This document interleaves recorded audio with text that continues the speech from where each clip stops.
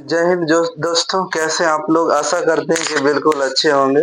और आज ये आपका चैप्टर जो है फंक्शन है। इसके पहले रिलेशन का चैप्टर खत्म हो चुका है और फंक्शन चैप्टर हम स्टार्ट करने जा रहे हैं, जो कि बहुत ही अच्छा चैप्टर है। इसका थ्योरी हम एक बगली से पूरा देखेंगे, इसलिए वीडियो में शुरू से अंत तक बने रहिएगा। देखिए यहाँ पर जो है फलन, तो फलन हम लोग किसे कहते हैं इसके बारे में पहले समझेंगे। हालांकि आप क्लास 11 में भी पढ़े होंगे। तो फलन केकरा कहते हैं, कहता है कि यदि ए और बी दो, पहला नंबर तो ए और बी जो है औरिक्त समुच होना चाहिए। और औरिक्त समुच केकरा कहते हैं, जो यानी कि जो कोई भी खाली नहीं हो, उसमें कोई ना कोई अवयव होना चाहिए। ऐसा समुच जो यानी कि उसमें कोई ना कोई अवयव होना चाहिए, वो खाली नहीं रहेगा, तब उसको अरिक्त समुच कहा जाता है। यानी यदि ए और बी दो अरिक्त समुच किसी नियम एफ द्वारा इस प्रकार संबंधित हो कि ए के प्रत्येक अवयव बी के एक अद्वितीय अवयव से संबंधित हो। अर्थात ये समझना है, पहला नंबर आप समझिए, पहला नंबर इसको अगर यहाँ पर इस नियम को देखेंगे, उस परिभाषा को देखिए, वही परिभाषा का यहाँ शॉर्ट निकाला गया। इसमें क्या कह रहा है कि पहला नंबर जो है ए और बी औरिक्त होना चाहिए। इधर ध्यान दो, है लड़का, ए और बी क्या होना चाहिए, औरिक्त होना चाहिए। और ए के प्रत्येक अवयव का एफ के अधीन बी में प्रतिबिंब होना चाहिए। मतलब ए का प्रत्येक अवयव, ए में जो दिख रहा है सभी अवयव, उस सभी अवयव का प्रतिबिंब बी में होना चाहिए। ठीक है, पहला नंबर तो दोनों औरिक्त होना चाहिए। औरिक्त मतलब क्या होता है, खाली, खाली होता है कि खाली नहीं होता, जिसमें कोई ना कोई अवयव हो। ठीक है, तो पहला नंबर दोनों औरिक्त हो गया, तो दोनों में तो अवयव है ये है। अगर बात दूसरा कर रहा है कि ए के सभी अवयव का प्रतिबिंब बी में होना चाहिए। ए के प्रत्येक अवयव का प्रतिबिंब एफ के अधीन बी में होना चाहिए। और ए के किसी भी अवयव का प्रतिबिंब बी में एक से अधिक नहीं। ए के किसी अवयव का प्रतिबिंब बी में क्या हो, एक से अधिक नहीं होना चाहिए। मतलब ए का जो अवयव है ना, इसका प्रतिबिंब बी में एक से अधिक नहीं होगा। तो कोई अगर एक मतलब कि अवयव है, उस एक अवयव का दो गो प्रतिबिंब नहीं बनना चाहिए। ठीक है, अब जैसे देखिए हमने यहां पर बनाया कि एक का प्रतिबिंब क्या बन गया, एक का प्रतिबिंब 4, दो का 5 और 3 का क्या बना दिए 6। अब जरा सा देखिए, यानी एक का प्रतिबिंब 4, दो का प्रतिबिंब 5, 3 का प्रतिबिंब 6। तो क्या कह रहा था कि एक के किसी भी अवयव का दो गो प्रतिबिंब, यानी कि एक ही अवयव का दो प्रतिबिंब नहीं होना चाहिए। जैसे देखिए एक और एग्जाम्पल से आपको हम समझाते हैं। देखो जैसे यहाँ पर एग्जाम्पल लेते हैं,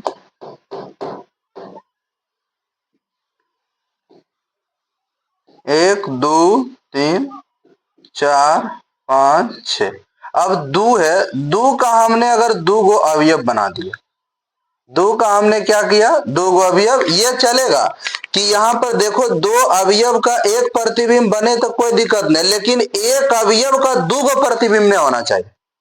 समझ रहे इस बात को, कि दो अवयव का एक प्रतिबिंब रहेगा चलेगा, लेकिन एक अवयव का दो गो प्रतिबिंब उसमें नहीं होना चाहिए, तब वो फलन नहीं होगा।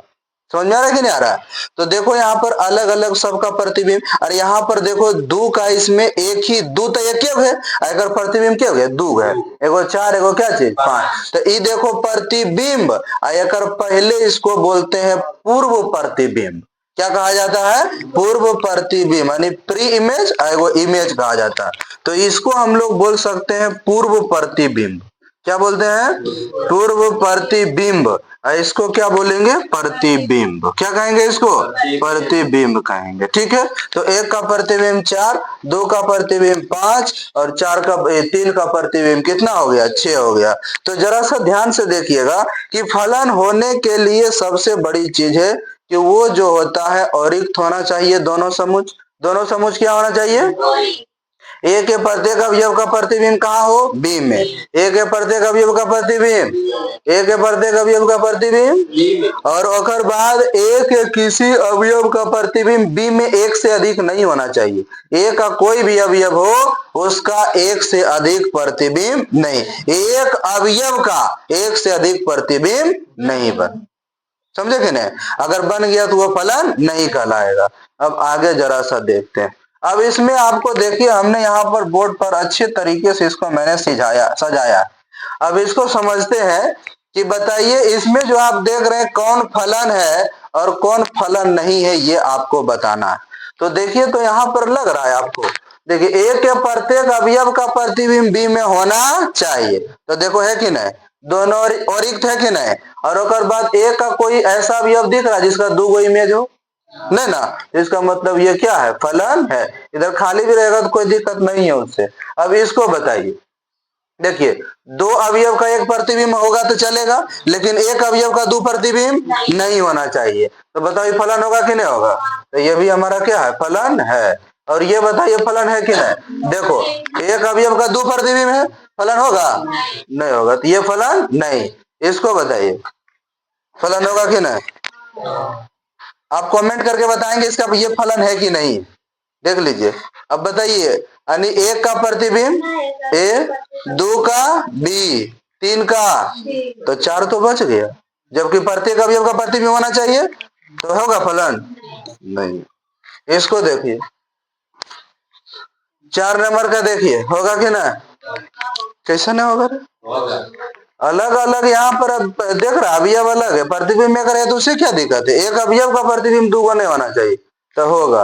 ये बताओ होगा कि नहीं, नहीं होगा, कैसे नहीं होगा, क्योंकि 4 का प्रतिबिंब है इसलिए नहीं होगा। आगे बढ़े, चलिए आगे देखिए। आगे अब देखिए क्या कर रहा है कि प्रांत और सहप्रांत और परिसर के बारे में आपको समझना है। प्रांत और सहप्रांत और क्या चीज, परिसर के बारे में हम लोग समझ लेते हैं। तो देखिए प्रांत और परिसर और सहप्रांत का परिभाषा हमने यहाँ पर लिखा। तो क्या लिखा है, कहता है कि इसका मतलब देखिए यहाँ पर एक और चीज आपको जानना है। जैसे यहाँ पर हम लिखाए थे कि अद्वितीय अवयव से संबंधित हो तथा तब हम एफ ए से बी में एक फलन कहलाता है, और इसे डिनोट करते हैं F such that a tends to b, f such that a tends to b। इसका मतलब हुआ कि a से b में एक फलन है, a से b में क्या है, फलन। और कहीं कहीं इस तरह भी लिखल रहेगा, tends to के ऊपर f लिखल रहेगा, तो इसका मतलब समझना है कि a से b में क्या है, फलन है, a से b में क्या है, फलन। चलिए उसी तरह से हमने शॉर्ट में यहाँ पर लिखा, यदि f such that a tends to b, मतलब यदि f क्या हो, a से b में फलन हो, तो समुच्च a को फलन f का प्रांत कहते हैं। कब, जब पहला नंबर देखिएगा कि a से b में अगर फलन हो रहा है, a से b में फलन हो रहा है, तो जब a से b में फलन होगा तो समुच्च a को आप क्या कहिएगा, प्रांत कहिएगा, और समुच्च b को क्या कहिएगा, सहप्रांत कहिएगा। और जो समुच्च a का जो प्रतिबिंब बनेगा, समुच्च ए का क्या बनेगा, प्रतिबिंब, यानी समुच्च ए के जो सभी अवयव का प्रतिबिंब बनेगा उसके प्रतिबिंब को एफ का परिसर यानी रेंज कहेंगे। क्या कहेंगे, रेंज। तो सबसे पहले देखो ये फलन है कि नहीं, फलन है ना, फलन, फलन है कि नहीं, अजी फलन है। तो यहाँ ये हो गया हमारा सेट ए, इस सेट बी, ए से बी में क्या है, फलन है, ए से बी में क्या है, फलन। तो जब ए से बी में फलन है तो हमारा यहाँ पर बताइए क्या हो जाएगा, यानी प्रांत ना और सहप्रांत, तो डोमेन है ना, क्या लिखेंगे, डोमेन, बोलिए क्या हो जाएगा, डोमेन ऑफ एफ। फलन का बोलिए डोमेन क्या हो जाएगा, यानी कि प्रांत। तो प्रांत क्या होगा बाबू, बता सकते हैं, प्रांत जो हमारा हो जाएगा, क्या बोले थे कि सेट ए के सभी अवयव प्रांत कहलाएगा। तो सेट ए का सभी अवयव क्या क्या है, क्या क्या है, 1 2 3, तो 1 हो गया, 2 हो गया, और कितना हो गया, 3 हो गया। उसके बाद जरा सा ध्यान से देखेंगे तो यहाँ पर सहप्रांत की बात करें तो हमारा यहाँ पर हो जाएगा क्या चीज, सहप्रांत। कौन सा प्रांत, जिसको हम लोग क्या बोलते हैं, कोडोम, यानी कि डोमेन को शॉर्ट में डोम बोला जाता है। डोम, क्या बोलेंगे? डोम। अब देखो यहाँ पर कोडोम, तो कोडोम कौन हो जाएगा? Whole set B. तो होल सेट बी में कितना अवयव है? एक है, 8 है, 27 है और क्या है? 81। ये होल सेट बी क्या कहलाएगा? सहपरांत कहलाया। और परिसर क्या कहलाएगा भैया? परिसर जो कहलाएगा वो परिसर हमारा क्या कहलाएगा? यानी कि रेंज। क्या चीज? रेंज। फलन का रेंज जो होगा, क्या बोले थे? क्या करा? ए के सभी अवयव के प्रतिबिंब, ए के सभी अवयव, ए के सभी अवयव 1 2 3 एक प्रतिबिंब क्या बन रहा है? 1 बन रहा है, 8 बन रहा है और 27 और कुछ बन रहा है। तो यही हमारा क्या हो गया? आंसर। तो ये हो गया आपका डोमेन, कोडोमेन और क्या चीज? कोई दिक्कत? समझने में कोई दिक्कत?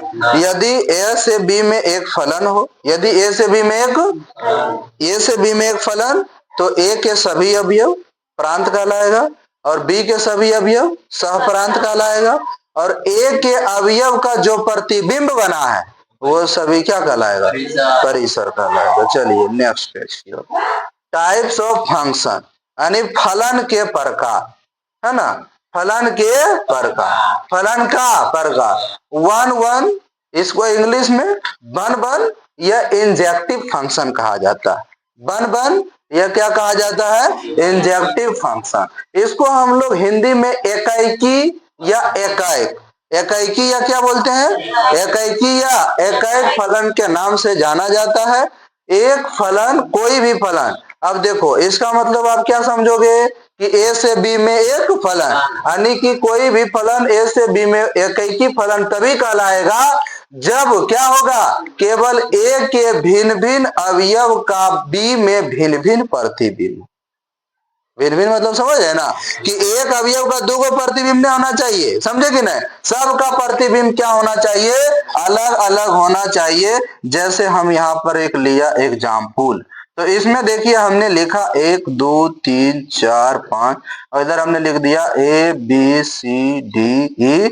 अब ये मानते हैं कि ए से बी में एक क्या है? फलन है। तो बताइए सभी का प्रतिबिंब क्या होना चाहिए? भिन्न भिन्न होना चाहिए, है ना? तो देखो भिन्न भिन्न का मतलब जैसे सबका प्रतिबिंब अलग अलग हम बना देते हैं। सबका मैंने अलग अलग बना दिया, देखो सबका अलग अलग हुआ। तो जब सबका अलग अलग प्रतिबिंब हो गया तो ऐसे फलन को आप क्या कहिए? एकाएकी फलन कहेंगे। क्या कहेंगे? यानी कि ये दोनों फलन, यानी कि फलन इसका x1 और इसका x2 दोनों आपस में बराबर होना चाहिए। अर्थात कहने का मतलब हुआ कि x1 यानी कि यहाँ पर देखो x1 हो गया ए का अवयव और x2 हो गया किसका अवयव? बी का। दोनों जब आपस में बराबर हो जाएंगे, फलन f(x1) बराबर फलन f(x2), तब आपको समझना है कि कैसा फलन कहलाएगा। बोलो कैसा फलन कहलाएगा? एकाएकी फलन कहलाएगा। बोलिए किसी को दिक्कत? एकाएकी में क्या होता है कि सभी अवयव का प्रतिबिंब अलग अलग होना चाहिए, भिन्न भिन्न होना चाहिए, तब क्या कहलाएगा? एकाएक कहलाएगा। क्या कहलाएगा? नेक्स्ट आगे बढ़े, आइए। और बाद क्या है? हाँ बोलिए। हाँ कोई दिक्कत नहीं, एक और खाली प्रतिबिंब, इसका एक प्रतिबिंब क्रम होना चाहिए, बस एक अवयव का एक प्रतिबिंब। हाँ दो के साथ हम नहीं बना सकते हैं, दो के साथ बनाएंगे तो फिर दो का हो जाएगा, एक ही अवयव का 2 प्रतिबिंब हो जाएगा। जबकि कह रहा है कि एक अवयव का एक के प्रतिबिंब होना चाहिए, तो एक अवयव का एक प्रतिबिंब रहेगा तब ना 1 1 कहलाएगा। अब चलिए आगे बढ़ते हैं। अगर बाद है बहु एकी फलन। कौन सा फलन? बहु एकी फलन केकरा कहते हैं? इसको जरा सा ध्यान से देखिए। बहु एकी फलन केकरा कहते हैं?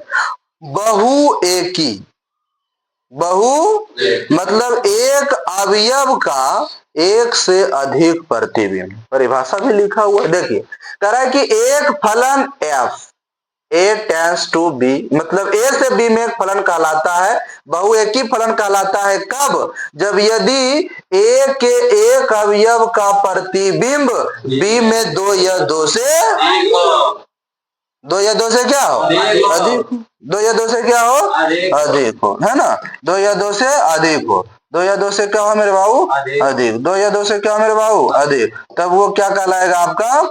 यानी बहु एक ही, एक का संबंध 2 या 2 से अधिक से। एक का संबंध क्या हो, दो या दो से, और ओकराम की देख रहे थे कि एक का संबंध एक हो, एक व्यक्ति का संबंध एक व्यक्ति। यहाँ देख रहे हैं कि क्या चीज, एक व्यक्ति का संबंध दो या दो से अधिक से है, दो या दो से। चलिए अब इसको समझते हैं।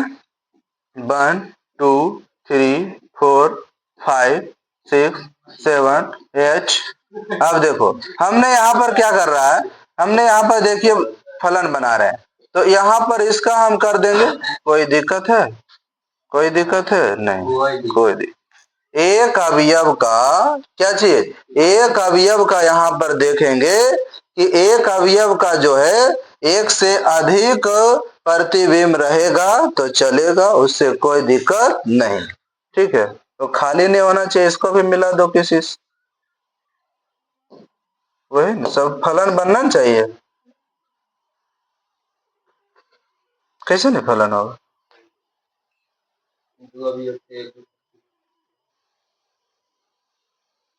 एक अवयव का दो प्रतिबिंब।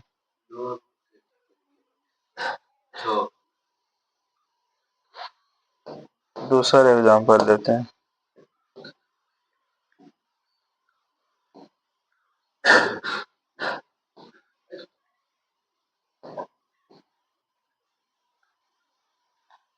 दूसरा एग्जांपल ले रहे हैं बहु एक ही फलन का।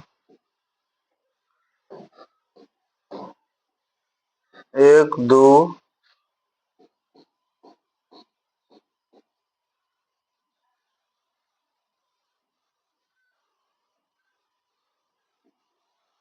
चलिए ये होगा, ए से बी में एक फलन है।